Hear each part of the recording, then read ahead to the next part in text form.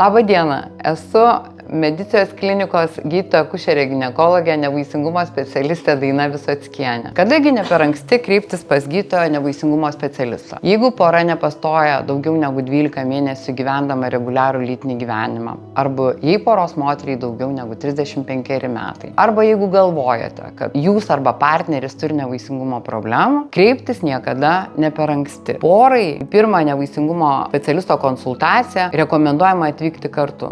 Dėl to, kad gydytojas galimai pateiks daug naujos ir gausios informacijos apie šią problemą, jums bus lengviau išgirsti tai kartu ir nereikės vienas kitam perpasakoti gydytojo žodžių. Gydytojas galimai užduos daug klausimų, kurie nėra patogus, bet tik išsamus ir nuoširdus atsakymai į šios klausimus, atliktų tyrimų rezultatai, jų aptarimas leis rasti geriausią problemos sprendimo būdą.